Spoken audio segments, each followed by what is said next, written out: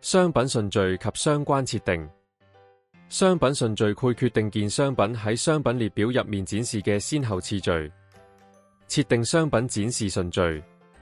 商品管理入面嘅順序設定，適用於搜尋、品牌等非分類入口嘅商品列表。打開 CMS， 點擊商品，點擊零售商品，揾到想調整順序嘅商品別，點擊右方嘅檢視圖標進入商品別嘅編輯頁面，點擊頁籤一般，將商品別嘅順序修改為3，點擊右上角儲存。備註：商品順序嘅數字越大，商品嘅展示位置越靠前。用 Excel 設定商品順序，支持 Excel 批量導入設定商品順序。打開 CMS， 點擊商品，點擊零售商品，點擊編輯模式，點擊顯示斜線隱藏欄，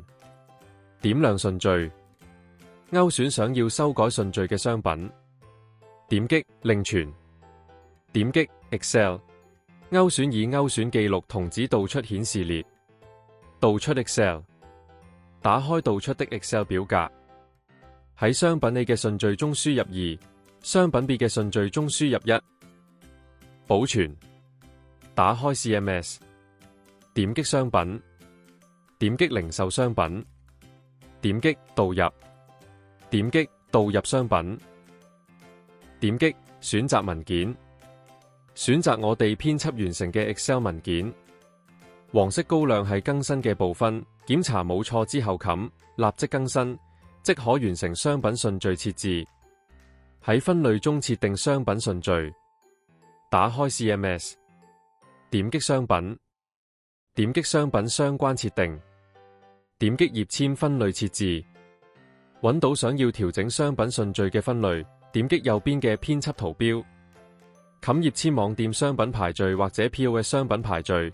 分別可以調整該分類商品喺網店嘅順序同喺 POS 嘅順序。通過拖曳調整順序，揾到想調整順序嘅商品，住左邊嘅拖曳可以調整商品嘅前後順序，排喺越上嘅商品喺展示時便越靠前。通過輸入順序調整順序，揾到想調整順序嘅商品，點擊左邊的展開按鈕，輸入順序，點擊旁邊嘅空白處就會應用輸入的順序。輸入數字幾就會將商品調整到第幾個位置，例如輸入5就會把商品調整到第5個位置。通過置頂至底調整順序，揾到想調整順序嘅商品，點擊左邊的展開按鈕，點擊設為置頂或者設為置底，商品就會被調整到最頂端或最底下。置頂。打開 CMS， 點擊商品，點擊零售商品，揾到想置頂嘅商品，點擊右邊的檢視圖標，進入商品編輯頁面，點擊一般，選擇置頂為是，點擊儲存。